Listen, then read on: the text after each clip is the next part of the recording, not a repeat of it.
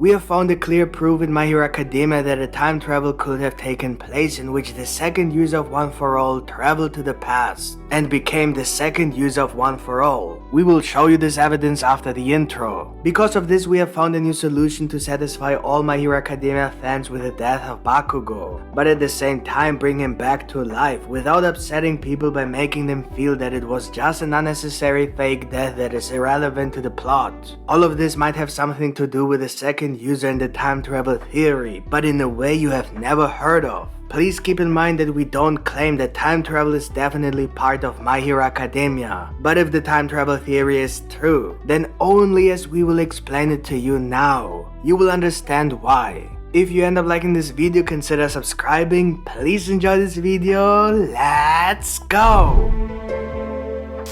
Let's get to the proof that a time travel could have taken place. For that, let's go back to the moment when Yoichi, the first user of One For All, created the One For All quirk. It was assumed that Yoichi was born without a quirk, but he was actually born with a quirk that was the exact opposite of his brother's. All For One could steal other quirks, and Yoichi had the ability to give his own quirk to someone else, and this ability itself is already all this quirk can do. So practically this quirk can't do anything. But when All For One forced the stockpiling quirk on his brother Yoichi with the hope that he will then support him, this quirk merged with Yoichi's transfer quirk and created One For All. But Yoichi himself could not know about this. He always thought that he was born without a quirk, and after receiving the stockpiling quirk, he could only assume that this was the only ability he possessed. The fusion of the two quirks does not mean that Yoichi suddenly realized that he actually has the ability to pass on his own quirk to another person. He would have had to somehow figure that aspect out for himself first. And that is virtually impossible due to the way the transfer process of the One For All quirk works. In order to pass on One For All to the next person, two conditions must be met.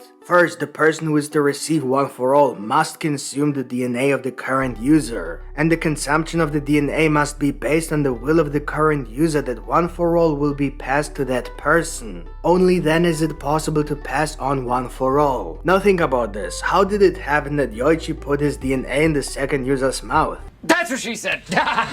With the will that his quirk will be transferred to him. That makes no sense at all, unless someone told him about it. And only someone who knows this ability could have this knowledge to tell Yoichi about it in the first place. The only possibility I see is if the second user knows this ability from the future. Just like Bakugo knows how One For All works. So that would mean that the second user didn't meet Yoichi by accident, but visited him on purpose to make One For All what it is today. And that is exactly what Yoichi indirectly confirmed. When he talked to the second user in the realm of One For All, he said that just because the second user found him, One For All was actually born. The reason for this is that although One For All was already created when the transfer quirk merged with the stockpiling quirk, it could only be used after Yoichi understood how One For All worked. Only because of this understanding could he have the will to give his quirk to someone else. Thus, the second user must have been the one who told Yoichi about it. This is a clear indication that he could be from the future, which will fit with what the third user said about him in the same chapter. He said that their leader had concerns about the future, which could be a hint that he is from the future and therefore knows what could happen. However, for this theory to make any sense at all, Bakugo must of course have the ability to travel back in time. No one can prove this at this point. All we have is this strange connection between Bakugo and the second user of One For All that All For One hinted at in the last My Hero Academia chapter. When he fought Bakugo, All For One suddenly had to think of the second user and even associated Bakugo with One For All. The second user and Bakugo look identical. Both have these gauntlets, which indicates the possibility that the second user's quirk, like Bakugo's explosion quirk, can be used in the same way. If it is not a support item because maybe the second user's quirk is just not for combat.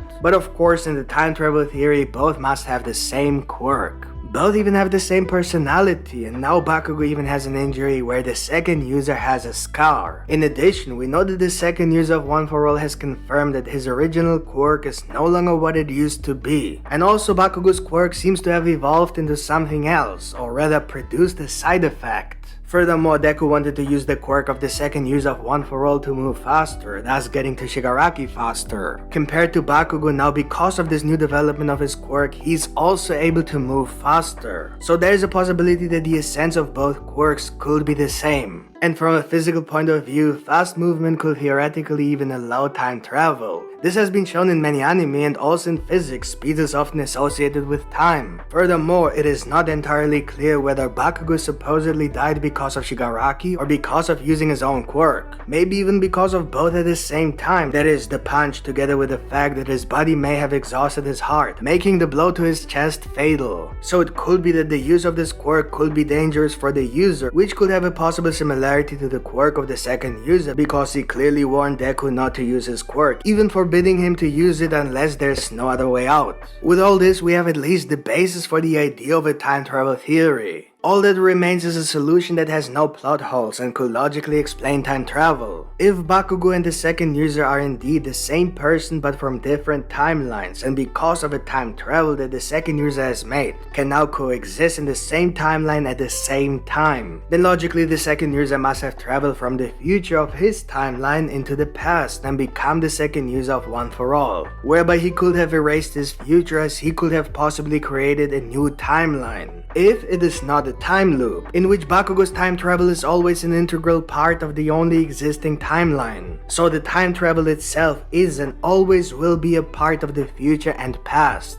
An indication for such a time loop could be the injury Bakugo received, if it will result in a scar like that of the second user of One for All. But I think there might be a clue that could possibly disprove this idea. The problem of a time loop will be that Bakugo and the second user will be one and the same person, not just biologically the same from different timelines, but literally the same. This means that Bakugo's past before the time travel took place is also the past of the second user of One for All, and everything else will also be the definite future of Bakugo. Bakugo will do everything exactly as the second user already did, up to the point where he travels through time and reaches the moment where he's already the second user, and his present self dies and then travels into the past and repeats the time loop again. If this were really the case, then the second user of One for All would have to be able to predict all events up to the point where his present self died, since from this moment on the time travel will theoretically have to take place. However, his attitude towards Deku just doesn't make sense, because the Bakugo we know now believes very strongly in Deku, and I'm sure he has absolutely no doubt that Deku could defeat All for One. In comparison, however, the second user of One for All has great doubt that Deku is even suitable to be a user of One for All because of his attitude. If both were the same person, which must be the case in a definite time loop that always recurs in the same way, then the second user would never have doubted Deku, unless he had a reason to behave in such a way that is important for the future course of time. If there is no reason, then they simply cannot be the same person, which does not mean that they could not be biologically identical. This is the case if the second user is from a timeline different from the current one, where One for All lost to All for One and Deku was most likely never a part of One for All, which would explain why the second user was so critical of Deku, because he wants to prevent One for All from losing to All for One again. In this version of time travel, this would mean that the second user did not meet Yoichi by chance, but visited him on purpose so that One for All could be created again, as I explained at the beginning of this video. So the second user wanted to recreate the path of One for All with people and quirks that are different from the One for All path from the future he came from, to have a chance to win against All for One. Also, instead of the word quirk, the second user of One for All uses the word meta ability, which was the term for quirks at that time before Destro was born, and his mother, also called the mother of quirks, used the word quirk for the first time. After that, meta abilities were only referred to as quirks. This could be another hint that there's no definite time loop in which events repeat themselves just as they have already happened despite time travel. If we assume that the second user comes from a time when Destro was never born, then the term quirk was never introduced, and therefore if the second user is biologically identical to Bakugo, he has grown up with the term meta ability, which is why he still uses this term. Because of the time travel and the changes the second user made, it could be that Destro was born, which is why meta abilities in this timeline are now called quirks. So because of the different timelines, it is not a time loop where events repeat infinitely. But even if Bakugo and the second user don't have to have the same fate, that doesn't mean that Bakugo couldn't travel into the past himself, because both are still biologically the same person in this theory and therefore also have the same ability, which could make time travel possible again. If Bakugo would really travel back in time, then a small problem could arise. Due to time travel, there's the possibility that he will erase the future he comes from. So if Bakugo makes changes in the past, past that lead to the creation of a new future. He himself will not be erased since he will become a part of the past through time travel. But the entire series of My Hero Academia as we know it will simply disappear. This must not happen, and so certain conditions must be met so that the time travel theory can actually come true, without creating a whole new series. Therefore, it is important that when Bakugo travels back in time that he must then take on the existence of the second user of One for All without the second user also being part of the past at the same time. Otherwise, this will create too much of a change. This is possible because they are biologically the same person, and because this time travel aspect is already part of the past that created the future from which Bakugo came from. It's possible that he will simply replace the second user of One for All. Instead of the second user who traveled from his future to the past, Bakugo is now the one who arrives at the same place and time in the past as the second user did at that time. Therefore, it doesn't matter that Bakugo's dead body is still in the present, because he already has a suitable body in the past from another timeline. He will just synchronize his mind with the brain of the second user by completely replacing him. Maybe there's only one specific point in the past where you can travel back. Maybe this one point is even based on the quirk of a person from the past who made it possible for Bakugo to travel back in time in the first place when he reached a certain speed that makes time travel possible. Maybe this is some kind of wormhole or something similar. But in order for everything to repeat itself exactly as it did in the future from which Bakugo came, it is not enough that Bakugo has replaced the second user. Bakugo must also somehow understand that he has replaced the second user, and then must not create a change in the past that will create a new future. That means he has to do everything the same as the second user did before. This is why it is so important that Bakugo has read all the notes of the previous users of One for All, and therefore at least knows how the path of One for All took place so that he can reconstruct it by becoming the second user and then just giving One for All to the third user. If Bakugo has managed to not cause any changes up to this moment, then from the moment the third user has received One for All, the timeline should automatically take place exactly as it did before, especially if Bakugo then also tells the third user who the fourth user must be. The only thing that will change in the timeline is that the second user is now Bakugo with all the memories Bakugo has. It may not even be necessary for Bakugo to actively influence the past or to travel in time at all, because it may be that Bakugo's will alone to repeat the past just as the second user has already done, because Bakugo wants Deku to become the user of One for All again, is enough so that instead of Bakugo actually traveling to the past